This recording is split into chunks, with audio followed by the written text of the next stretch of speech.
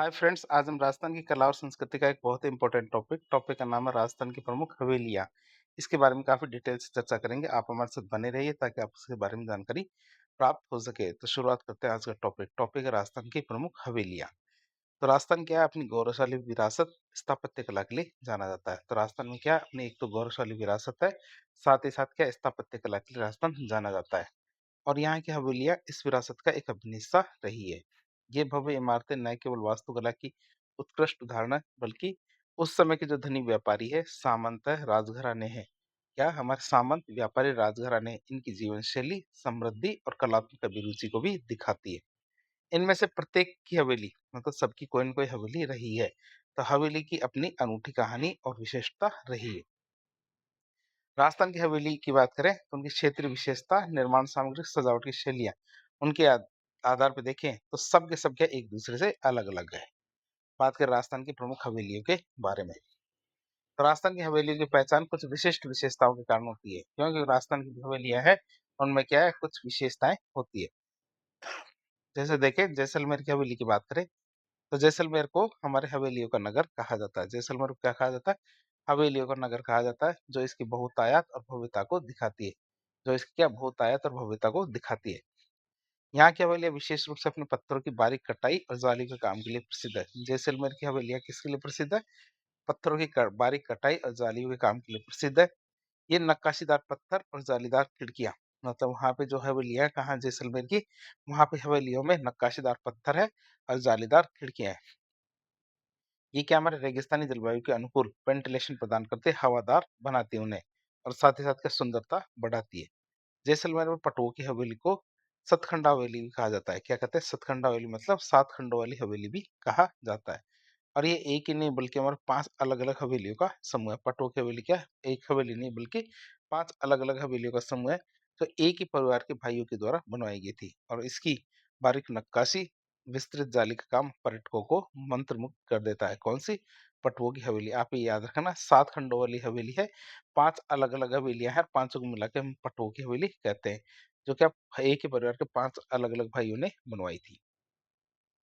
जैसलमेर के हमारे सालिम सिंह की हवेली की बात करें, तो सालिम सिंह की हवेली हमारे 9 खंडों वाली हवेली कहलाती है। हालाँकि देखिए तो वर्तमान में इसकी 7 मंजिलें ही शेष है। इसकी ऊपरी 2 मंजिलें लकड़ी से बनी हुई थी, जिसे क्या है जहाज महल कहा जाता था, जो हमारे उसका अद्वितीय आकार और सामग्री के कारण थी। आप इसे याद रखेंगे, इसे नौखंडा हवेली कहते हैं। वर्तमान में इसकी 7 मंजिलें शेष है, ऊपरी 2 मंजिल थी, वो खत्म हो गई, जो शायद किसकी बनी हुई होगी? लकड़ी की बनी हुई होगी, जो इसे जहाज का रूप देती थी। जैसलमेर में जो दीवान नथमल की हवेली है, क्या? दीवान नथमल की हवेली 2 सगे भाई, हाथी और लालू, 2 भाई थे हमारे, शिल्पकारों के द्वारा बनवाई गई थी। तो हाथी और लालू इन दोनों ने मिलकर बनवाई थी हमारी कहाँ की? दीवान नथमल की हवेली, 2 सगे भाई थे। और खास बात ये है कि दोनों भाई हवेली के 2 अलग-अलग हिस्सों पर एक साथ काम कर रहे थे। इनमें से एक अनूठी विषमता और समानता दोनों को देखने को मिलती है, कि एक ही हवेली का आधा-आधा पार्ट बिल्कुल विपरीत है। कि आधा किसी और के अनुसार, आधा किसी और के अनुसार। मतलब हाथी और लालू 2 हमारे शिल्पकार थे, इन दोनों ने मिलके हमारे दीवान नथमल की हवेली बनवाई थी। इसके बाद आते हैं हमारे कौन से? बीकानेर की हवेली की बात करें, तो बीकानेर की हवेली हमारे मुख्य रूप से लाल पत्थर से निर्मित है। किससे निर्मित है? लाल पत्थर से निर्मित है, जो हमारे शहर को एक विशिष्ट रंग देती है। बीकानेर स्थित हमारे रामपुरिया की हवेली वास्तुकला का एक बहुत ही बेहतरीन उदाहरण है। किसका? रामपुरिया की हवेली क्या है? वास्तुकला का बेहतरीन उदाहरण है। जहाँ हमारे हिंदू, मुस्लिम और यूरोपीय कला का अद्भुत मिश्रण देखने को मिलता है। किसका? हिंदू, मुस्लिम और यूरोपीय कला का अद्भुत मिश्रण यहाँ पे देखने को मिलता है। यह हवेली हमारे रामपुरिया परिवार की समृद्ध विरासत और वैश्विक दृष्टिकोण को दिखाती है। इसके बाद बात करेंगे किसकी? जोधपुर की हवेलियों के बारे में। तो जोधपुर की हवेलियाँ क्या हमारी स्थापत्य कला की बारीकियों का उत्कृष्ट प्रयोग करती है। यहाँ की हवेलियाँ भव्यता के साथ-साथ सूक्ष्म विवरण और सुंदर अलंकरण के लिए भी जानी जाती है। जिनमें अक्सर क्या हमारे पारंपरिक राजस्थानी जो मोटिफ्स है, इनका उपयोग किया जाता था। जो हमारे क्या राजस्थानी मोटिफ्स है, इनका उपयोग किया जाता है किसमें? जोधपुर की हवेलियों में। फिर आती है हमारे कौन सी? शेखावटी की हवेलियाँ। शेखावटी की बात करें तो शेखावटी क्षेत्र में हमारे सीकर, झुंझुनू और चूरू के भाग शामिल होते हैं। तो शेखावटी क्षेत्र की हवेलियाँ अपनी शानदार चित्रकारी, जिन्हें हम भित्ति चित्र कहते हैं, उनके लिए प्रसिद्ध है। ये हवेली क्या खुले आसमान के नीचे एक विशाल कला दीर्घा का आभास कराती है। खुले आसमान के नीचे एक पेंटिंग जो एग्जीबिशंस है, मतलब कला दीर्घा है, ये ऐसा बताती है हमारी शेखावटी की हवेलियाँ। इसी कारण शेखावटी को ओपन आर्ट गैलरी भी कहा जाता है, जहाँ घूमोगे ऐसा लगेगा पेंटिंग की एग्जीबिशंस लगी हुई है। नवलगढ़ को शेखावटी की स्वर्ण नगरी कहा जाता है। किसको? नवलगढ़ को शेखावटी की स्वर्ण नगरी कहते हैं। क्यों? क्योंकि यहाँ की हवेली में सोने की चित्रकारी का प्रचुर उपयोग किया है। इसकी सोने की चित्रकारी का बहुत ज्यादा उपयोग किया गया है, जिससे कि वे चमक उठती है। मानेसर जो झुंझुनू में इसकी हवेली है, तो मानेसर की हवेली विशेष रूप से सोने चांदी की चित्रकारी के लिए प्रसिद्ध है। और यहाँ की पोद्दार की हवेली में विशेष रूप से सोने की पत्तियों का काम देखा जा सकता है। हाँ, पोद्दार की हवेली में तो हमारे सोने की पत्तियों का काम भी देखा जा सकता है।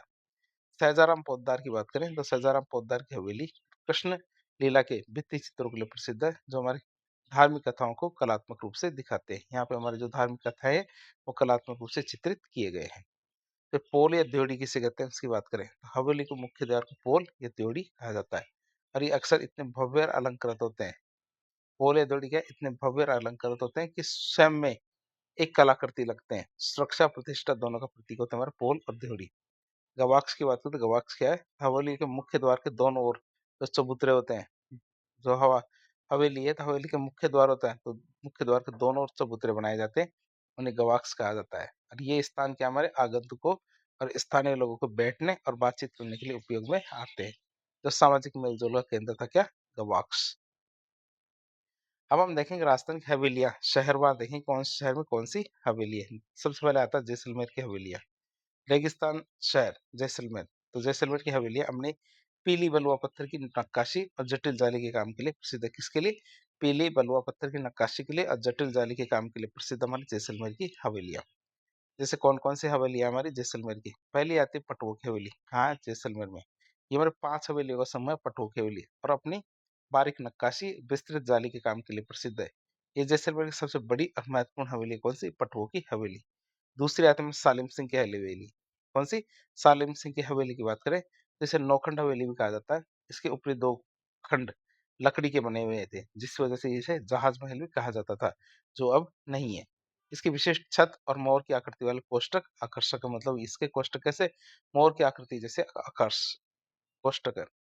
फिर आता है दीवान नथमल की हवेली। ये हमारे के जैसलमेर में 2 सगे भाई थे, लालू और हाथी। इन दोनों ने मिलकर बनाया था, जिसमें दाएं और बाएं भाग के हिस्से 2 आधे आधे हैं, आधे लालू ने आधे हाथी ने बनाए हैं। तो दाएं और बाएं हिस्सों में थोड़ी थोड़ी विषमता देखने को मिलती है। क्यों? क्योंकि दोनों ने अलग अलग हिस्सों पर काम किया था।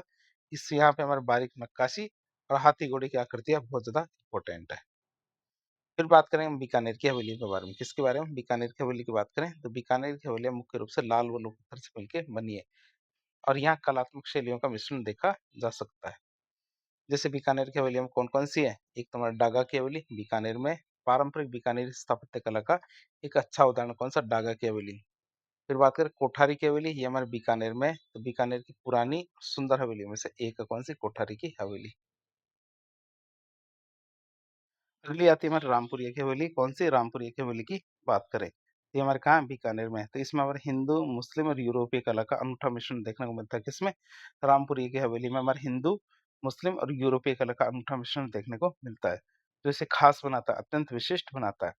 ये अपनी भव्यता और विस्तृत जो इसकी सजावट है, इसके लिए प्रसिद्ध है कौन सी? रामपुरिया की हवेली। तीनों के मिश्रण है इसमें, यूरोपीय, मुस्लिम और हिंदी। फिर आती है हमारी बच्छावतों की हवेली। ये हमारे कहाँ? बीकानेर में। बीकानेर की सबसे पुरानी हवेलियों में से एक है बच्छावतों की हवेली, जो अपने ऐतिहासिक महत्वता के लिए जानी जाती है, बच्छावतों की हवेली।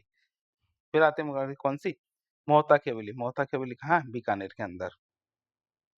ये हमारे बीकानेर के पारंपरिक कलात्मक जो घर है उनका प्रतिनिधित्व करती है कौन? हमारे मोहता की हवेली। तो हमने जैसलमेर, जो बीकानेर के बारे में देख लिया। अब देखेंगे जोधपुर की हवेलियां। तो जोधपुर की हवेलियां अपनी भव्यता और स्थापत्य कला की जो बारीकियां हैं उनके लिए जानी जाती है। इनमें हमारे अक्सर क्या नीले रंग का प्रभाव काफ़ी ज़्यादा दिखाई देता है। किसमें? हमारी जोधपुर की हवेलियों में। जोधपुर की कौन-कौन सी हवेलियाँ? एक आती है हमारे कौन सी? पुष्य हवेली। पुष्य हवेली हमारे कहाँ? जोधपुर में। यह हवेली क्या पुष्य नक्षत्र में निर्मित होने की वजह से। किस वजह से? क्योंकि इसका निर्माण हमारे पुष्य नक्षत्र में किया गया था। इस कारण इसे इस पुष्य हवेली के नाम से जाना जाता है।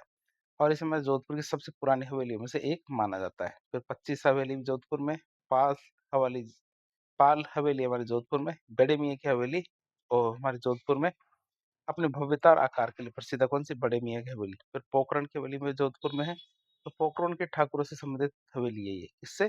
पोखरण के ठाकुरों से संबंधित हवेली है, और ये अपनी ऐतिहासिक पृष्ठभूमि के लिए बहुत ही ज़्यादा इम्पोर्टेंट है। कौन-सी? पोखरण की हवेली। फिर राखी हवेली की बात करें तो राखी हवेली हमारे कहाँ? जोधपुर में है।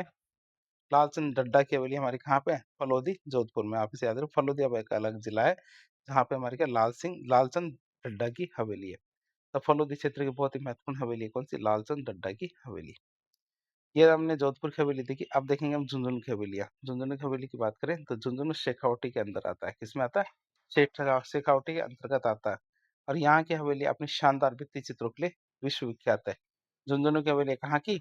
हमारी शानदार भित्ति चित्रों के लिए प्रसिद्ध है, जिसमें हमारा सोने-चांदी का प्रयोग भी किया गया है। बात करें कौन-कौन सी हवेली है वहाँ पे? पहली हवेली आती है हमारी कौन-सी? पोद्दार की हवेली, जो कहाँ है? नवलगढ़, झुंझुनू में। और नवलगढ़ में स्थित वो हवेली, ये हवेली है अपने सोने और चांदी की चित्रकारी और विस्तृत नक्काशी के लिए बहुत ज्यादा इंपॉर्टेंट है। कौन सी? पोद्दार की हवेली। फिर बघोरिया या बघेरिया की हवेली, ये भी हमारे नवलगढ़ में है। तो नवलगढ़ की प्रमुख हवेलियों में से एक है। जो बघेरिया की हवेली या बघोरी की हवेली क्या है? नवलगढ़ की प्रमुख हवेलियों में से एक है, जो अपनी क्या कलात्मक भित्ति चित्रों के लिए प्रसिद्ध है। तो नवलगढ़ कहाँ पड़ता है? झुंझुनू में। 5 पाने होते हैं, तो 5 क्षेत्र, विशिष्ट क्षेत्र, उनमें से एक नवलगढ़ भी है। तो भक्तों की हवेली की बात करें, ये भी हमारे नवलगढ़ झुंझुनू में। ये अपनी विशिष्ट शैली और ऐतिहासिक महत्व के लिए जानी जाती है। कौन सी? भक्तों की हवेली। फिर आता है ईसादास मोदी की हवेली, ये भी हमारे नवलगढ़ झुंझुनू में। और लालधर जी या फिर धरका जी की हवेली, लालधर जी धरका जी की हवेली भी हमारे नवलगढ़ झुंझुनू में। तो हमारा पहला पाना हो गया नवलगढ़ झुंझुनू। दूसरा पाना आता है हमारा कौन सा? मंडावा झुंझुनू। तो मंडावा झुंझुनू तीन है हमारी खास मंडावा झुंझुनू की हवेलियाँ। कौन कौन सी? रामदेव चौखानी की हवेली, सागरमल लाड़िया की हवेली और रामनाथ गोयनका की हवेली। तीन हवेलियाँ हमारे कहाँ की? मंडावा झुंझुनू की। जो हमारे रामदेव चौखानी की हवेली है, ये मंडावा की कलात्मक हवेली का हिस्सा है। कहाँ की? मंडावा की जो कलात्मक हवेलियाँ हैं, उनका हिस्सा है। सागरमल लाड़िया की हवेली और रामनाथ गोयनका की हवेली, ये सब हमारा मंडावा झुंझुनू में है। फिर आता है तीसरा पाना आता है कौन सा? हमारे बिसाऊ झुंझुनू। कौन सा? बिसाऊ झुंझुनू की बात करें तो बिसाऊ झुंझुनू में हमारे 4 खास हवेलियाँ हैं। कौन-कौन सी? सेठ जयदयाल केडिया की हवेली, नाथूराम पोद्दार की हवेली, सीताराम सिगतिया की हवेली और सेठ हीराराम बनारसी लाल की हवेली। तो 4 हवेलियाँ कौन-कौन सी? जयदयाल केडिया की हवेली, नाथूराम पोद्दार की हवेली, सीताराम सिगतिया की हवेली और सेठ हीराराम बनारसी लाल की हवेली। तो हमारे सेठ जयदयाल केडिया की हवेली है, ये हमारे बिसाऊ की महत्वपूर्ण हवेलियों में से एक है। फिर आती है हमारी कौन सी? महनसर झुंझुनू। महनसर झुंझुनू की बात करें, यहाँ पे हमारे क्या सोने चांदी की हवेली है। कौन सी हवेली है? सोने चांदी की हवेली है। और यह हवेली विशेष रूप से हमारे सोने और चांदी की चित्रकारी के लिए प्रसिद्ध है, जो इसे अत्यंत दर्शनीय बनाता है। फिर पिलानी झुंझुनू की बात करें तो यहाँ बिरला हवेली है। तो बिरला परिवार के द्वारा निर्मित है। यह आधुनिक और पारंपरिक वास्तुकला का मिश्रण है। झुंझुनू में हमारे क्या महनसर की हवेली है, जो संभवतः क्या सोने चांदी की हवेली का जिक्र है, तो महनसर के नाम से है। फिर झुंझुनू की बात करें तो टिबरे वाला की हवेली है। झुंझुनू में एक टिबरे वाला की भी हवेली है। तो हमने झुंझुनू की सारी हवेली के बारे में देखा। अब हम बात करेंगे सीकर की हवेली के बारे में। तो सीकर भी हमारे शेखावटी का हिस्सा है और यहाँ की हवेलियाँ भी अपने भित्ति चित्रों और स्थापत्य कला के लिए प्रसिद्ध है। तो सीकर की कौन कौन सी हवेलियाँ, उनकी बात करें। एक आती है हमारे पंसारी की हवेली, ये हमारे श्री माधोपुर सीकर में। कहाँ? श्री माधोपुर सीकर में है। और ये अपनी विशालता और सुंदर भित्ति चित्रों के लिए प्रसिद्ध है। कौन सी? पंसारी की हवेली। एक केडिया और राठी की हवेली की बात करें तो लक्ष्मणगढ़ सीकर में है। केडिया और राठी की हवेली हमारे क्या? सीकर लक्ष्मणगढ़ में है। लक्ष्मणगढ़ की कलात्मक हवेली के लिए जानी जाती है। किसके लिए? लक्ष्मणगढ़ की कलात्मक हवेली के लिए जानी जाती है, केडिया और राठी की हवेली। फिर सहजाराम पोद्दार की हवेली की बात करें तो फतेहपुर सीकर में है।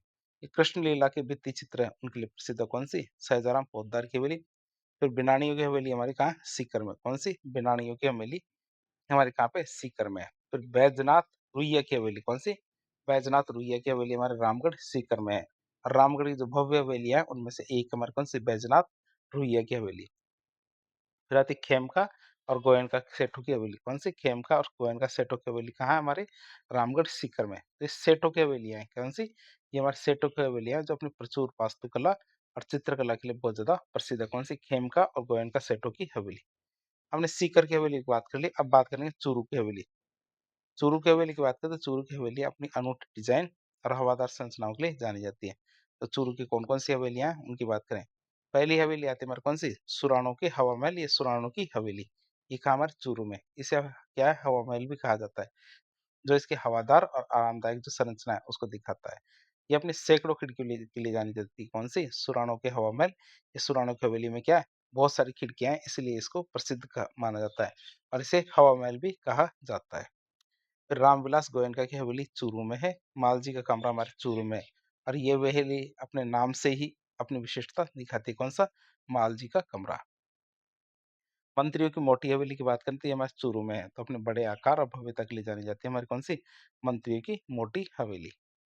बात करें जयपुर की हवेलियों की, तो जयपुर की हवेलियाँ हमारी शाही और पारंपरिक राजस्थानी वास्तुकला इसका मिश्रण दिखाती है, जिसमें और राजपूत और मुगल दोनों शैलियों का प्रभाव देखने को मिलता है। किसमें? जयपुर की हवेलियों में। जयपुर की हवेलियों में बात करें तो पहली आती है पुरोहित जी की हवेली, ये हमारे कहाँ? जयपुर में। जयपुर के पुरोहित परिवार से संबंधित है, अपनी पुरानी और पारंपरिक संरचना के लिए जानी जाती है। कौन सी? पुरोहित जी की हवेली। फिर चूर सिंह की हवेली की बात करें तो ये हमारे कहाँ? जयपुर में। चूर सिंह की हवेली कहाँ? जयपुर में है। रत्नाकर भट्ट पुंडरीक की हवेली हमारे कहाँ है? जयपुर में। तो रत्नाकर भट्ट पुंडरीक क्या है?